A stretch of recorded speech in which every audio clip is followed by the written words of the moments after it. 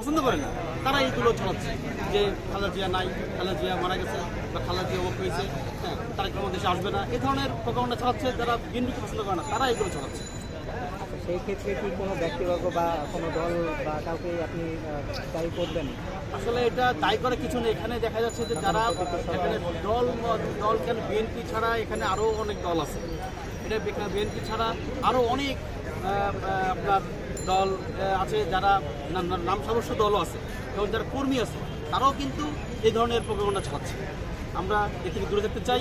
আমাদের দেশনেত্রী, আমাদের দেশনেত্রী বেগম খালেদা জিয়া সুস্থ হোক, আমরা এই আশা ব্যক্ত করি এবং আমরা অনুরোধ করব যাতে করে এই ধরনের প্রোপাগান্ডা যাতে না ছড়ায় এবং তাদের উদ্দেশ্যে বলবো তারা সঠিক তথ্য ছড়াক, সঠিক তথ্য আপনাদের ফেসবুকে দিক, আমরা এই আশা ব্যক্ত করি।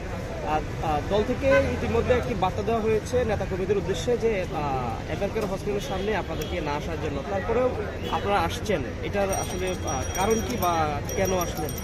আমাদের আসলে আমি খুলনা থেকে আসছি, আসলে আমাদের মন মানে না।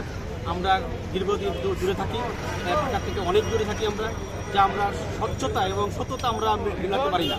আমাদের দেখা যাচ্ছে যে গতকালকে ডাক্তার জাহিদ স্যার বক্তব্য দিয়েছেন এবং তার সর্বশেষ অবস্থাটা আমাদের জানিয়েছিল, আমরা শুনেছি এবং আমাদের কাছে সত্যতা মিলেছে।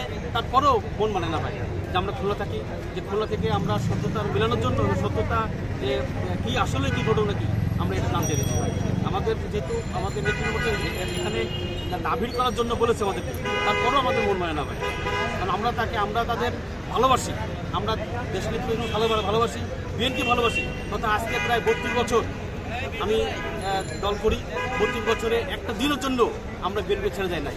এই যে আওয়ামী লীগ অত্যাচার করেছে, আমার নামে প্রায় 15-20টা মামলা আছে, আমরা অলরেডি সবগুলো খালাস হয়েছি, কিন্তু তারপরেও তো আমরা অত্যাচারিত হয়েছি এবং বাচ্চা রাতে ঘুমোতে পারি না, বাড়ি থাকতে পারি নাই। তারপরেও আমরা এখনও পর্যন্ত আমরা দল ছাড়ি নাই, আমরা দলের জন্য আসি, দলের জন্য নিবেদিত প্রাণ। আমরা খুলনার আপাতত আপামর জনসাধারণ যারা আছে সবাই বিএনপি এবং বিএনপি একনিষ্ঠ কর্মী এবং খালেদা জিয়ার প্রতি আমাদের সবাই এখনও পর্যন্ত প্রতিদিনই কোথাও না কোথাও আমরা সবসময় দোয়া মাহফিল করতেছি। আমরা আজকে হচ্ছে। আপনার নাম পরিচয়?